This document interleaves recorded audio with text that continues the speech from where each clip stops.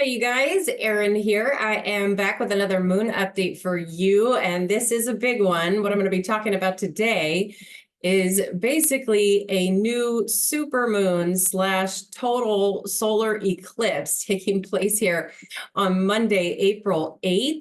And I think the eclipse begins around 11:07 a.m. Pacific time.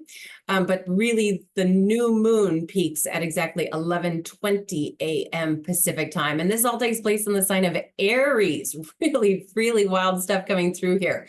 It's at 19 degrees and 24 minutes Aries. So what I'm going to do in this recording is I'm going to break down for you how to work with this energy. Basically, I'm going to dive into this sign of Aries for you in detail, because anytime we have a new moon, yes, this is a solar eclipse, but it's still a new moon.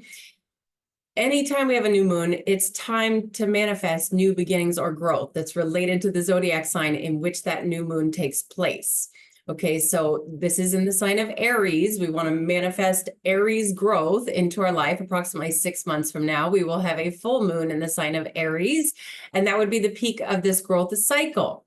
Now, I'm also going to be talking about certain parts of the body that are ruled by the sign of Aries, because these parts of our body become more sensitive anytime anything transits through the sign of Aries. But for this transit, we have Sun, Moon, Mercury, Venus, and Chiron all going through the sign of Aries. So it's definitely a good idea to pay a little extra attention to these parts of our body. So of course, I will be mentioning some potential herbal remedies to help support these parts of our body during this kind of transit.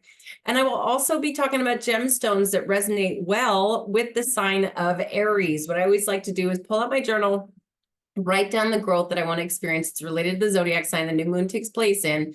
And then I like to take a few gemstones that resonate well with the sign the moon is transiting through, or just the overall astrological forces, and put them on top of my journal, preferably hours leading up to that new moon. And for those of you who are familiar with your natal chart, or if you've had a reading with me, you can just go back and review the video recording to see which area of your life this is specifically manifesting for you. Okay, it has to be coming through somewhere in your natal chart. Is it activating your house of relationships or career or money or physical health or karma or transformation, all these different areas of your life that this could be manifesting through? Again, it's got to be coming through somewhere. Just look to see where the sign of Aries comes through your own natal chart. Now, also something else I'm going to be talking about here is whether or not it's a good idea to be observing, or let alone just exposing our vessels to this kind of energy. There's a lot of talk about this online. I've been watching what people have to say. This is a topic that I've been studying in depth for many years. Eclipses are definitely the most fascinating topic in astrology to me. So we will go into all of these things. Oh, and of course, I'm going to pull up the chart and show you the other prominent astrological forces they are receiving for this new super moon slash total solar eclipse. Okay, so let's get going with this. The sign of Aries is what we call the cardinal fire sign. This is the first sign of the zodiac. Okay, it's like when the sun moves into the sign of Aries, it's springtime, and really that's the zodiacal new year. Okay, now with it being cardinal fire, what I mean by cardinal is it comes in with force. All the cardinal signs, there's a little lesson for you, all the cardinal signs, Aries, Libra, Cancer, and Capricorn, they're all when we enter into a new season. Like the sign of Cancer is when we enter into summer. The sign of Capricorn is when we enter into winter. The sign of Libra is when we enter into fall. Again, Aries is when we enter into springtime. Okay, so it comes in with force. With that said, that cardinal energy comes with a force. And since we're talking about the element of fire, all the fire signs are very strongly associated with energy. Okay, we're talking about Aries, Sagittarius, and Leo. They're all about energy, but since this is the cardinal fire sign, this is like the sign of energy. Okay, it's ruled by Mars. Mars is often referred to as the planet of war. Well, that kind of gives Mars a bad name. Mars is aggressive. We all receive Mars energy all the time. And what Mars influences is our muscles and our adrenal glands. So this sign of Aries is all about muscles and adrenal glands. This sign is like the warrior of the zodiac. It comes in with incredible strength. Now, please do not get me wrong. If you're an Aries and you're watching this video and you're thinking to yourself, well, geez, I'm not a warrior and I'm not aggressive and I'm not masculine. It's because there's so much more to the natal chart. Generally speaking, if you are born under the sign of Aries, you are going to have some of these qualities, but there are some things in certain charts that can counteract this stuff.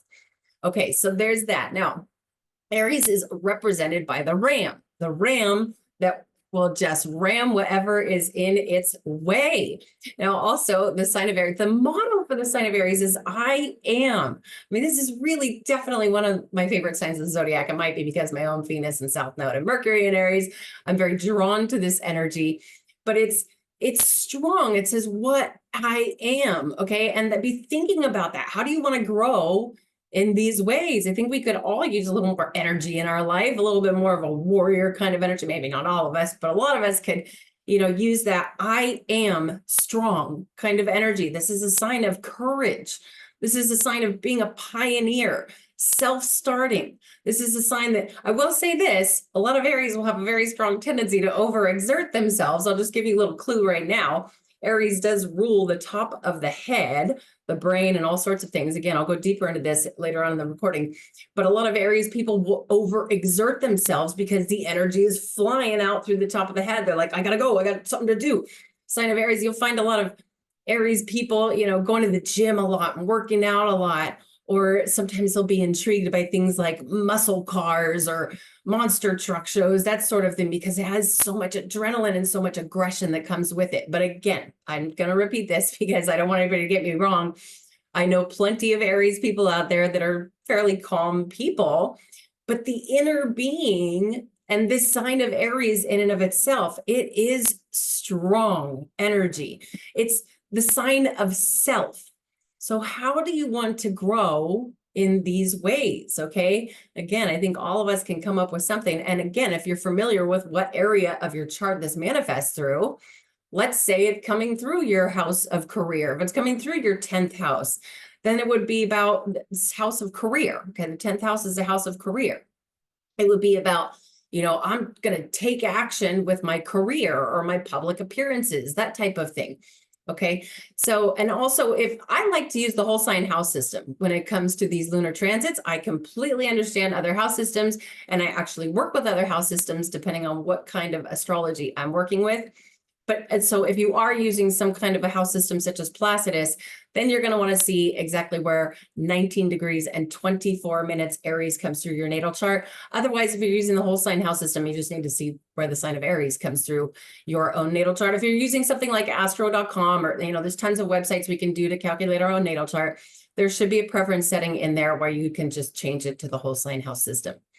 Okay, so now I'm going to pull up the chart and I'm going to talk about whether or not we should be viewing or observing or even just putting ourselves in front of this eclipse energy, but it's easier for me to explain why to you when I pull up the chart here.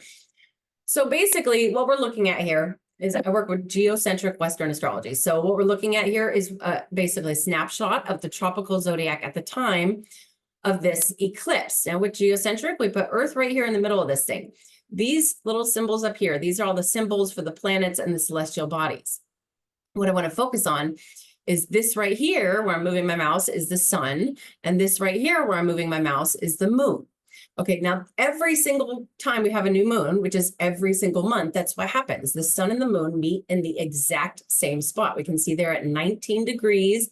That symbol right there is the symbol for the sign of Aries, and these little numbers here are the minutes. So what happens is every single year, the sun goes around the zodiac, this direction, okay?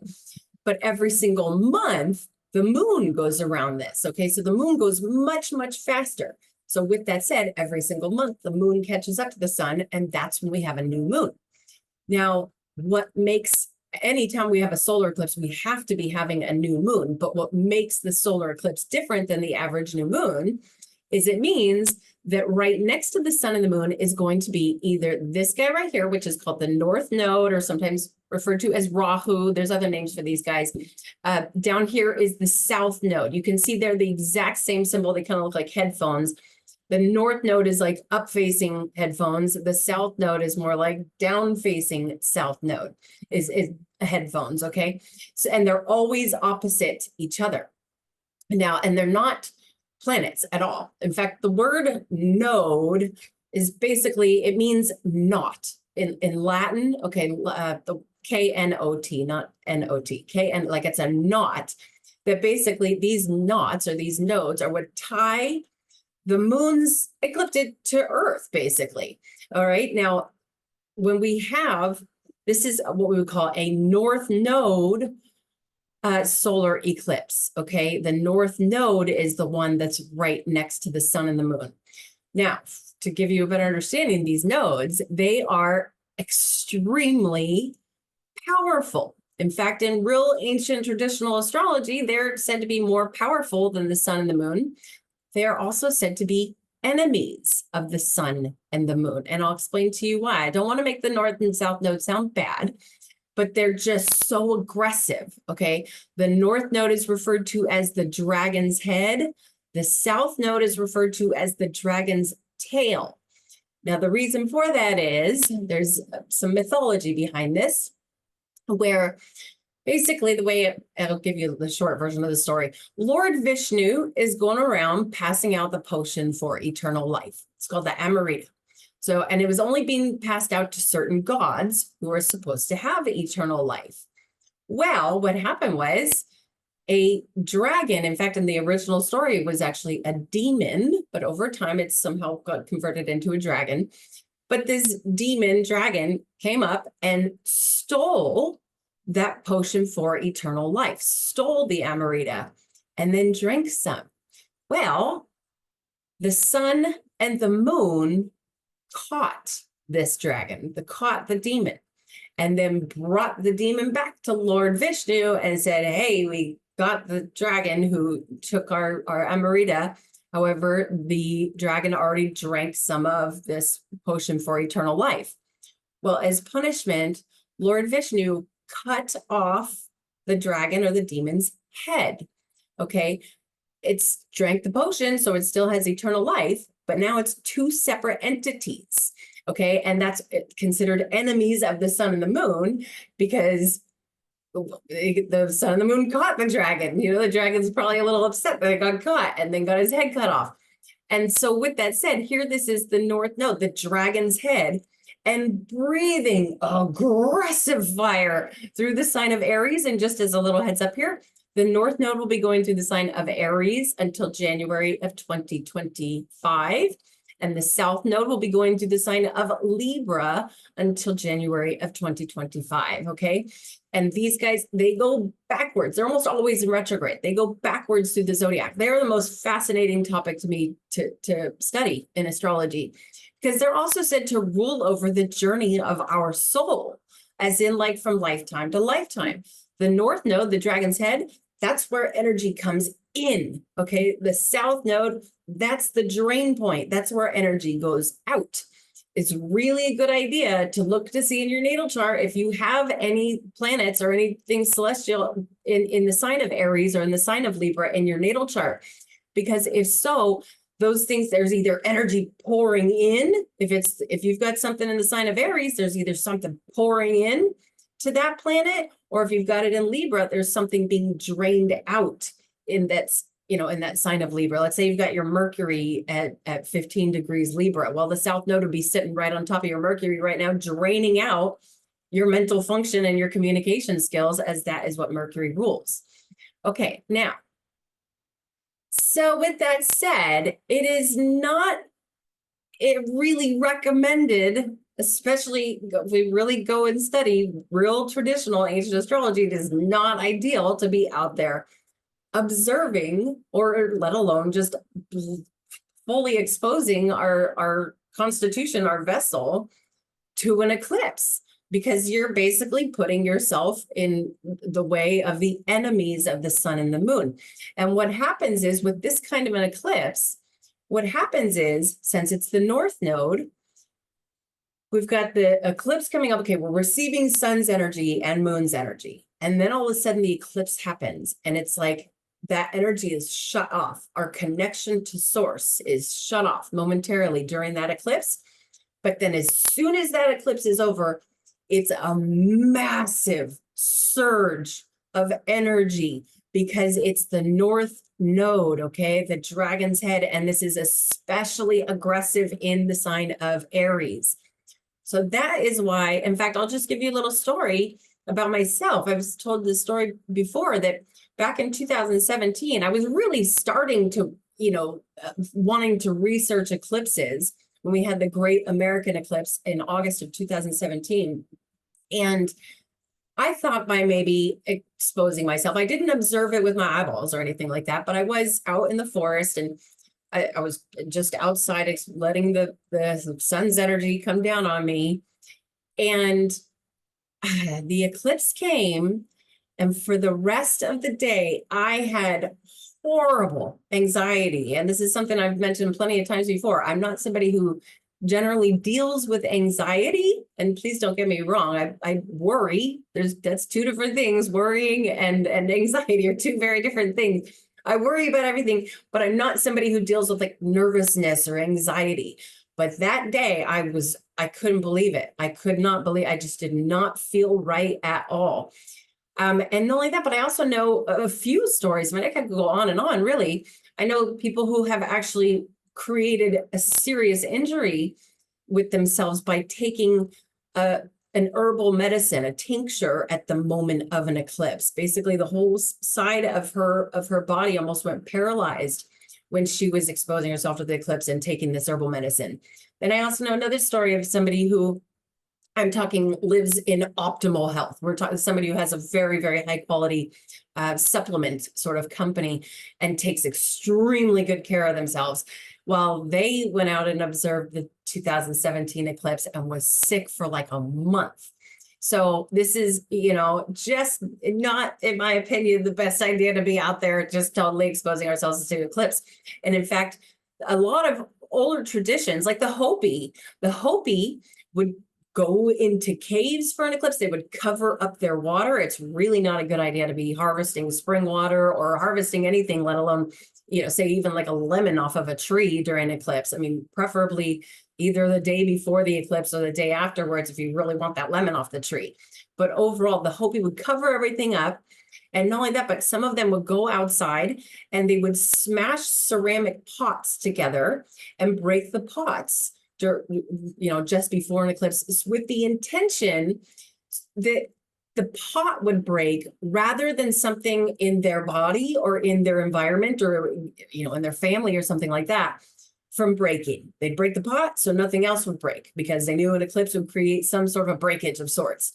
So that is my take on eclipses. Again, please do not get me wrong, because these are very, very powerful and they can bring really good things, especially a North Node eclipse can bring really good, we're talking abundance coming through, depending on where this is hitting your natal chart, which house in your natal chart. Just open up your natal chart and look to see where this little symbol is, that little sign, that's the glyph for the sign of Aries. Kind of looks like a ram, okay?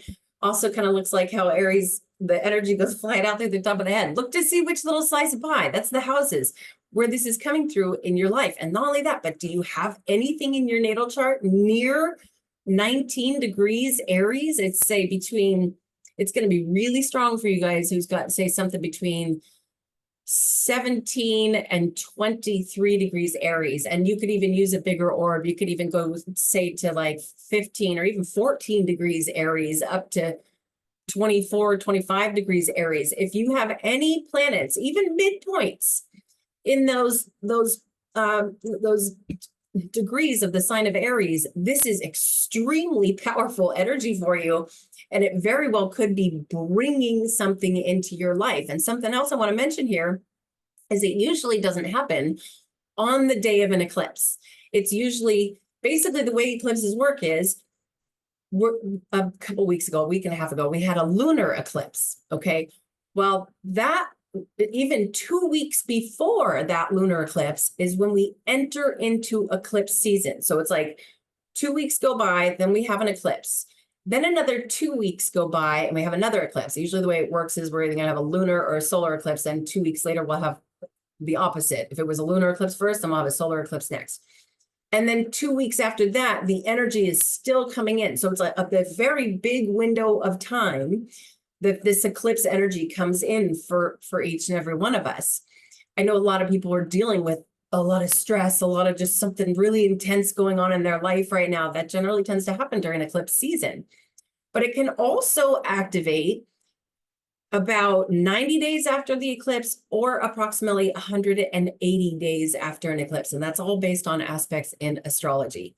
So there is that. Now, let's get into this. But it's still, again, it's like basically the pros of this are we can manifest all this, warrior type energy into our life.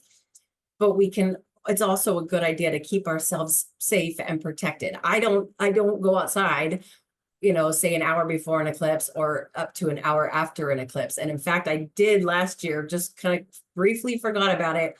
I went to go take my dog outside right before we were having a solar eclipse. I had to take my dog outside to go potty, and lo and behold, that anxiety started coming up, and I went back inside right away and grabbed all my crystals, and we were good. But there's that. All right, so let's first talk about how Chiron is exactly conjunct this eclipse. I mean, this is just wild, absolutely wild. Chiron is what we call the wounded healer, okay? And it's very rare to be having, even just if it's a new moon, it's very rare to have a new moon, or especially an eclipse, when there's another planet or asteroid or whatever it is, exactly in the same spot. We've got Chiron also at 19 degrees and 24 minutes to the minute, conjunct the sun and the moon. So Chiron's all about wounds that we experience, generally speaking, from early childhood, like early childhood development. For some people, clearly you can almost always see it in the chart. If somebody's got a really, really strong Chiron energy coming through, say it's affecting their house of home or something like that, and they had a really rough childhood. And as we go throughout life, we experience certain transits. Let's say a Chiron return. So if Chiron's right here when you were born, as Chiron goes around this thing, and then all of a sudden Chiron comes back to the same place it was when you were born, all of a sudden these weird little wounds from early childhood, stuff that you hadn't thought about, maybe since you were a child, stuff that you completely either suppressed or just pushed it down or whatever. All of a sudden we experience some kind of a Chiron transit. It could even be the sun transiting over your own natal Chiron, whatever it is.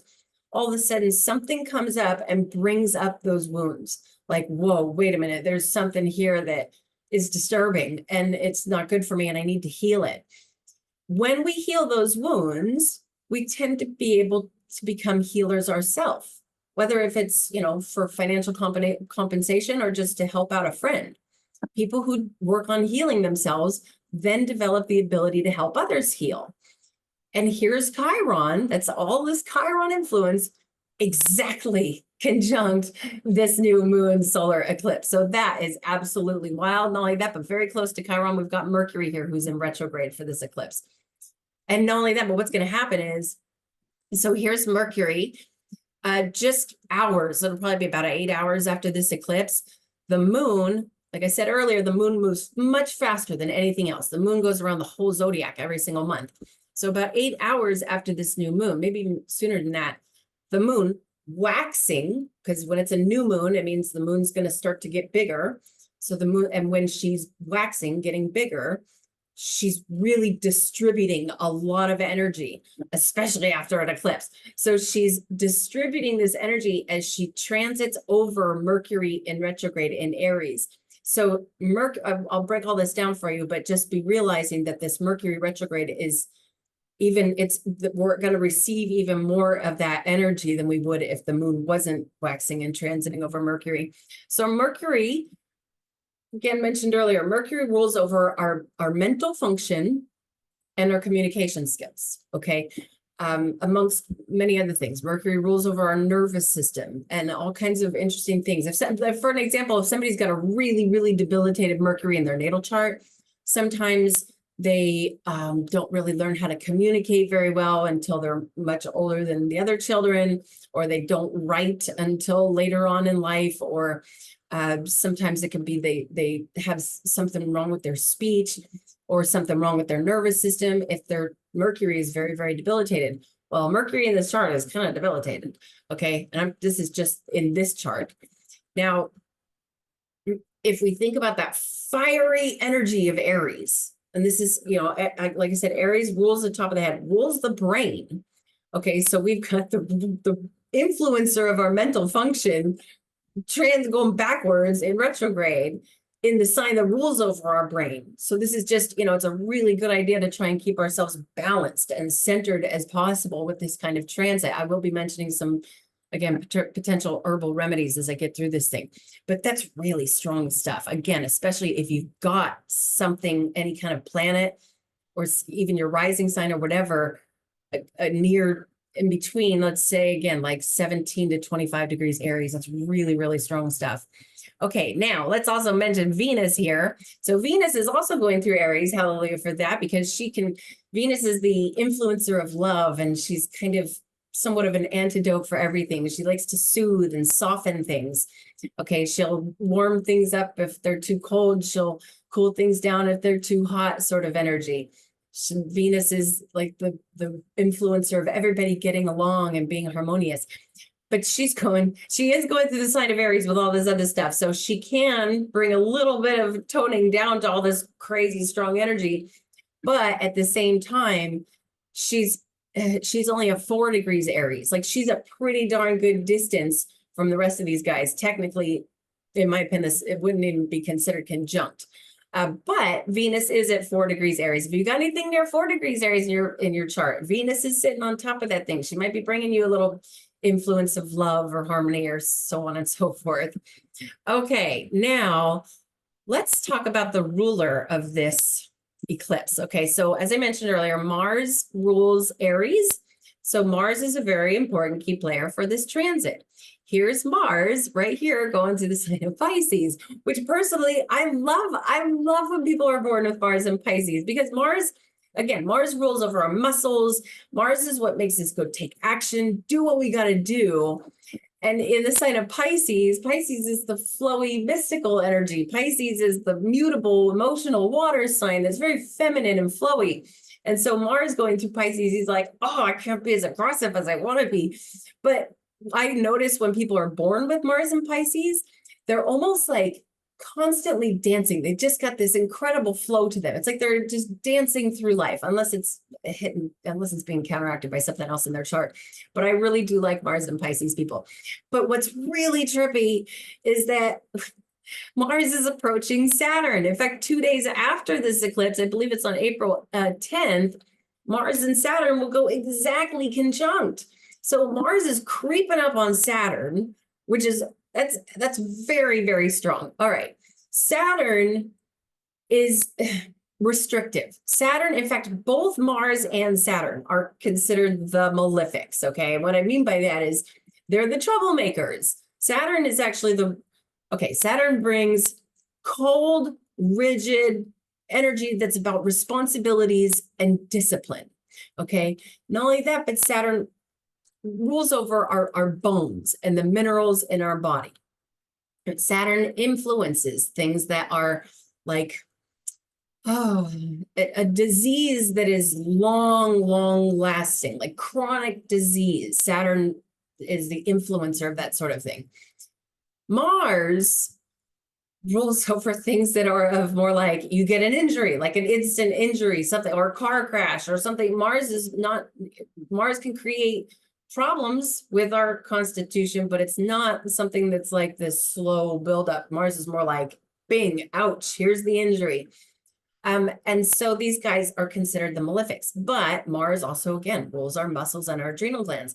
Saturn and Mars are both masculine, strong energies. In fact, a lot of people who are born with Mars and Saturn in their natal chart could be very strong and very direct people, because they're both masculine, strong energies, just in their own totally different ways. But this is going through that flowy, mystical sign of Pisces. Okay, so it's like, yeah, it might be strong and kind of direct kind of energy, but it's like, ooh, but we're going to ride the waves of emotions. This is, in fact, if this is hitting something in your chart, let's say you've got something between 12 and 16 degrees Pisces, you got Mars and Saturn sitting on that thing. It might be about like forced discipline, especially if it has anything to do with water let's say you're studying water, which I know a lot of people are doing this. A lot of people are doing little experiments with water and trying to test out what's the best kind of water to drink and that sort of thing. But also emotions, the sign of Pisces is very strongly associated with emotions or spiritual work. Pisces is the mystic of the zodiac. Again, if there's these things are like, oh, Mars and Saturn sitting on something in your chart together, and that sign of Pisces very well could be forced discipline that has to do with anything in the sign of Pisces. Okay, now we've also got Neptune up here going through the sign of Pisces for another couple of years. So we talked a lot about this. Neptune is what makes Pisces the flowy, mystical energy. Neptune is the ruler of mysticism and psychic powers, but also is so unearthly, so mystical. Neptune is so detached from the earth mundane that it sometimes can be a little bit of a delusional kind of energy. If you've got anything in your chart near 28 degrees Pisces, Neptune is sitting on a thing. Now, this can manifest in so many different ways. For a lot of people, this could be enhancing dreams. I know that's happening for me quite a bit lately. Very interesting stuff coming through with dreams. Could be increasing your psychic capabilities, your connection, because basically what Neptune does, especially going through the sign of Pisces, is puts basically holes in our boundaries from other people. So, if somebody else is feeling cruddy or whatever, and you've got Neptune and Pisces hitting some in your chart and putting holes in your boundaries, all of a sudden you're picking up on somebody else's cruddy energy. But you can feel it, you know it, you can see it, not necessarily with your eyeballs, but with your, pineal gland. But it can also be encouraging people. It's like basically just this is a very, very mystical and spiritual transit to the point where it can almost lead people into being vulnerable to charlatans, that sort of thing. So be very, very mindful if you've got something near 28 degrees Pisces in your chart. Okay, now let's also mention these guys. So Jupiter and Uranus. I'm telling you, man, this whole month of April is just absolutely ridiculous because of this eclipse, but so many other things. Mars conjunct Saturn, all kinds of interesting things. But here we have Jupiter approaching Uranus. And I've talked a lot about this. Jupiter's been coming up closer to Uranus for a while now. But on April 20th, they're going to go exact. And to be clear here, and I apologize for some people, some of these things I say might go right on over your head, but some of you who've been studying this stuff for a while, I like to give you guys little droplets of golden nuggets so you can, learn all the little details of things. When something is approaching, just like here's Mars that's getting closer and closer to Saturn, and here's Jupiter, because Mars goes faster than Saturn, usually anyway. Mars is going catching up to Saturn. That when something's getting closer to it, it's very, very strong. Okay, once it passes it, it starts to wane away a little bit. It's not quite as strong. So here's Jupiter getting closer on April 20th. They will both be in the exact same spot. So with that said, we've got Jupiter getting closer. This is very, very strong energy. Okay, so what does all this mean? Let's first start out talking about the sign of Taurus. Taurus is the ruler of things that are of an earthly nature. Taurus is what we call the fixed earth sign. It's like the earth of the earth signs, rules over things that are earthly, things like food and agriculture, food, especially food that's grown from earth, especially roots, things like carrots and even like potatoes, stuff that grow out of the earth. But also really the sign of Taurus is out of all the zodiac signs, the sign that's most associated with any kind of food. In fact, Taurus rules the mouth and the taste buds and the throat.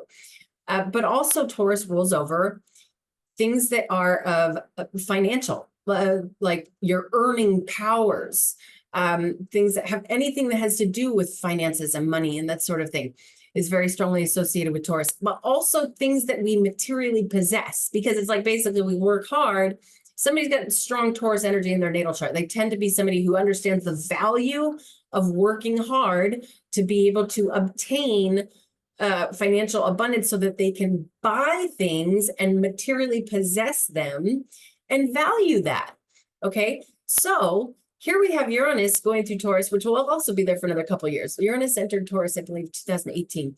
But Uranus brings abrupt changes. Okay. And it's just so funny to hear. I mean, sometimes it's funny. Sometimes it's funny to hear, say if you had something near 20 degrees Taurus in your natal chart. I can't tell you how many Tauruses have been reaching out to me lately saying like, oh my gosh, everything is changing so abruptly. One minute I think I got it all figured out and I'm going along, especially if this is in a very important house in your natal chart and it's coming through your house of career or whatever. Things are just going along and all of a sudden Uranus is like, boom, we're making this change right away. It's just so unpredictable, Uranus is. But Uranus ultimately wants freedom. In fact, Uranus and Jupiter both are in essence freedom fighters. Like what Uranus wants is he doesn't want, the influence of Uranus does not want things to stay the same. That's more like Saturn. Saturn wants consistency for thousands of years. They do it this way all the time. Uranus is like, boom, no, I don't like the way we're doing that. We're getting rebellious here. We need a revolutionary change of how we're going to do this. So we're seeing a lot of very revolutionary changes involving our finances, how money comes in. I mean, everything's, Uranus also rules over technology. And it's like so rare that people are not using technology to pay other people these days. It's like everybody's using Venmo and Zelle and PayPal or whatever it is that you're using. The cards, the little tab, I finally just got a new debit card and I'm not used to this tap thing where you just put your card over the machine. I'm like, what the heck? That's Uranus going to Taurus. And then we've got Jupiter here getting closer and closer to Uranus. And also, by the way, food too. Think about what's happening with the food and the agricultural systems. And just so many weird changes going on with all of those things. Farmlands being bought up by the Bill Gates, who's supposed to be, into technology, that sort of thing. But here's Jupiter getting closer and closer and closer to Uranus. Anything Jupiter touches, he goes boom, and he makes it a bigger deal. He's the great expander. Jupiter does bring luck and wisdom and philosophy and all kinds of wonderful things. Jupiter is the bringer of abundance. Jupiter can also, and if this is hitting some in your chart, this is something to just be mindful of. There can be a tendency for somebody's waistline to expand if this is hitting something in your chart, because again, sign of Taurus has a lot to do with food and consuming food, and Jupiter actually rules over fat. In fact, this is like the kind of transit, if this is hitting something strong in your chart, this is the kind of transit where all of a sudden you abruptly become addicted to sugar and cake or something like that, especially if it's like a fatty food because it's Jupiter involved. But that's certainly not going to be the case for everybody. But that's the kind of thing that can happen from this transit. But I mean, really, that can happen with just Jupiter going through the sign of Taurus if it's hitting in something in your chart. But now we've got like a double dose of this very unpredictable kind of Taurus energy coming through.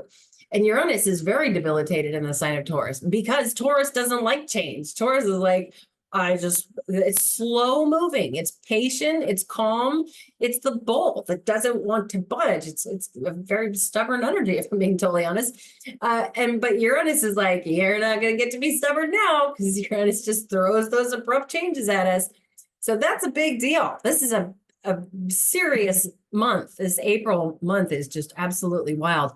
And I know a lot of you are feeling it. Okay, now let me make myself smaller here so we can talk about Pluto.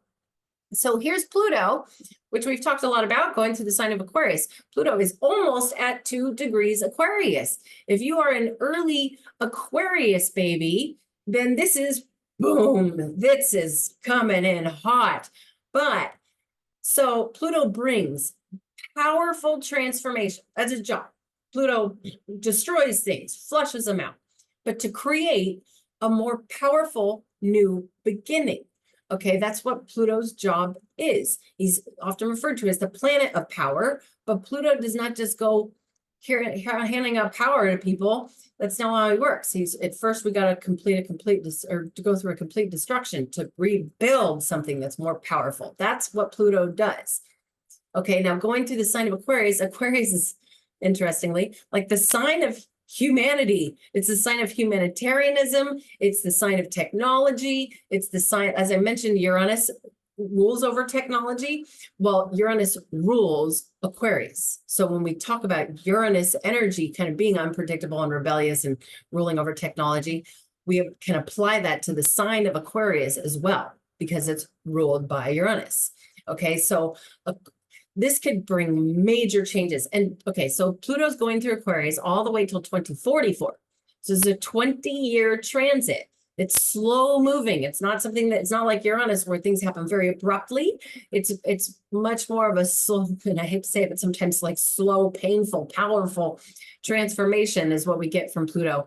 But I kind of feel like over these next 20 years, there could be some major changes that go on with technology. I mean, the first thing that comes to my mind, which I've already mentioned this in plenty of videos before, but things like transhumanism, things like people putting microchips in their body, and all these things of technology that also involve humanity. Okay. And I do think it's probably very wise that we be very, very mindful about this sort of thing. I mean, we're all constantly being totally exposed to things like 5G, Wi-Fi, all these weird electromagnetic fields that are not good for our bodies. It's really a good idea, especially with this kind of transit, to stay grounded, keep some argonite near your devices, keep some black tourmaline near your devices, whatever it is. Just try to keep yourself grounded and protected. Go outside, put your feet on earth as much as you can.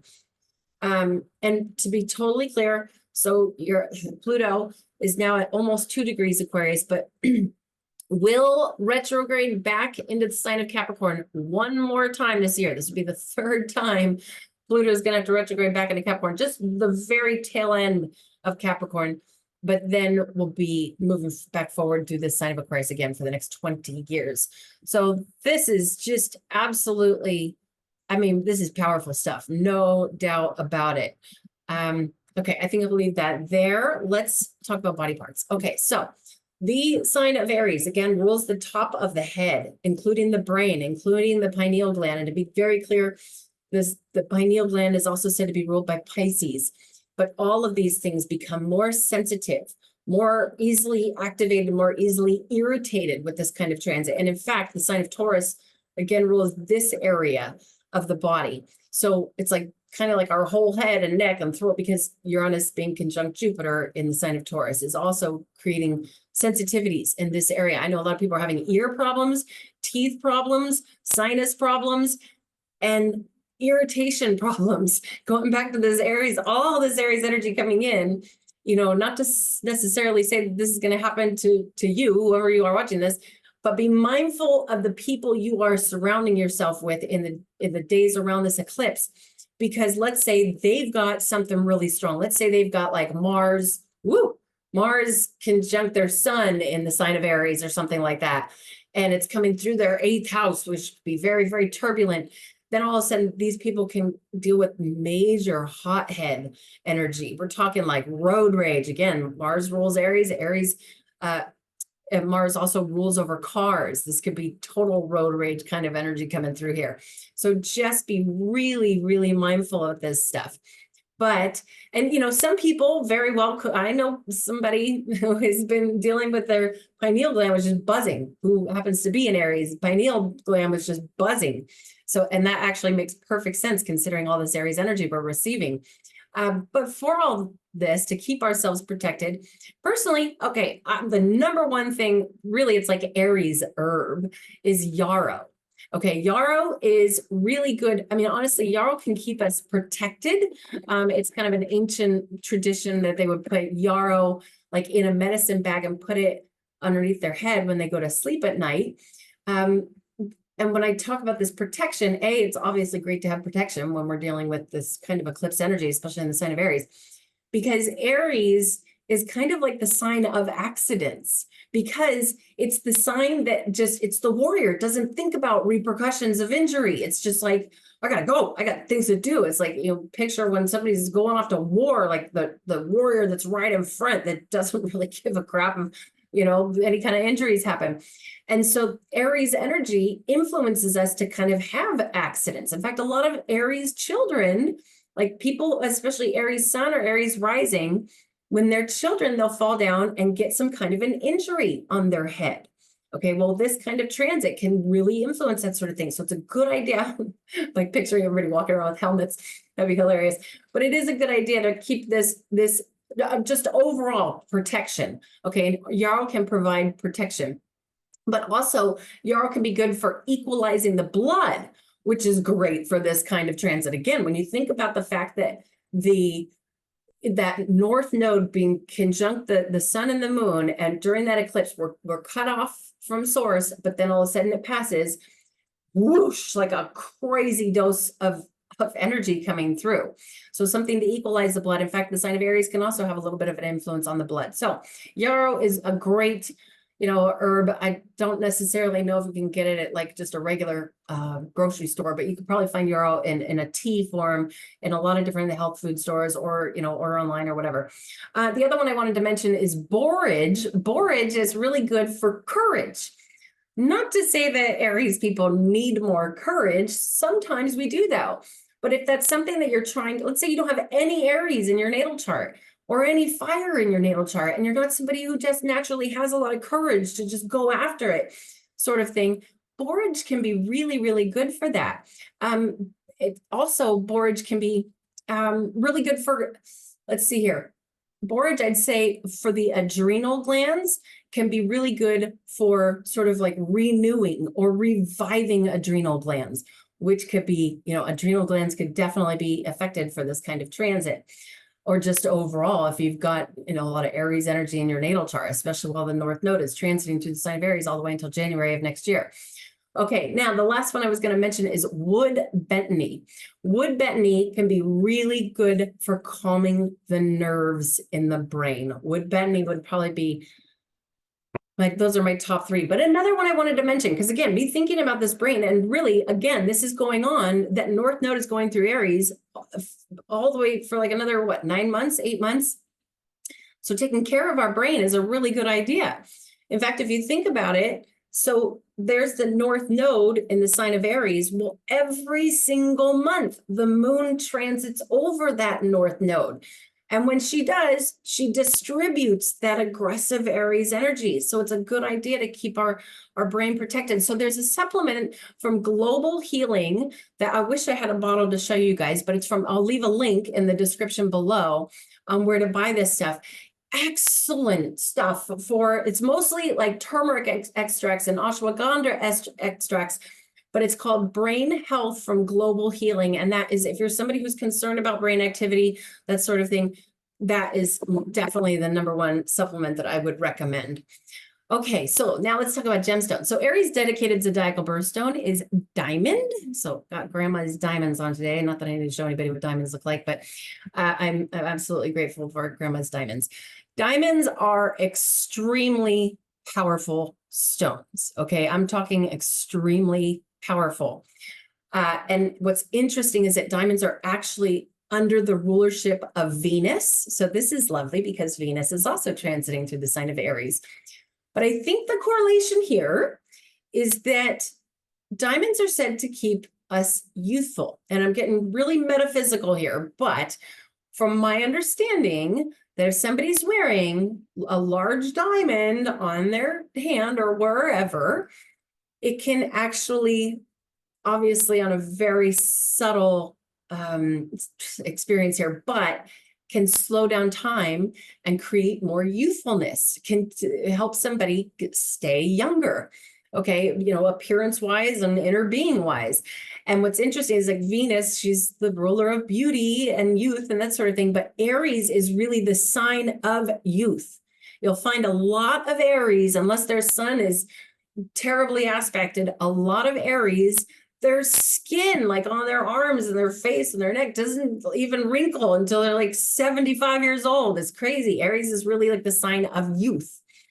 Okay, so that diamonds can help with that. Clearly, not everybody's got diamonds laying around. That's no big deal because there's plenty of other stones that resonate very well with the sign of Aries. But what I want to talk about, let's first actually bring up red coral. So red coral is actually, this is actually a little red coral pendant that I got from my stepmom, my bonus mom. Red coral is Mars's stone. Okay, Mars being Aries ruler, using the Upaye system, this would really be like Mars stone. For somebody who, let's say you don't have enough energy. Let's say you're somebody who's just very mopey and you're just trying to say you don't have any fire in your natal chart or something like that. When I say you don't have any fire, what I'm talking about is maybe you don't have any planets and no rising sign in either Aries, Leo, or Sagittarius.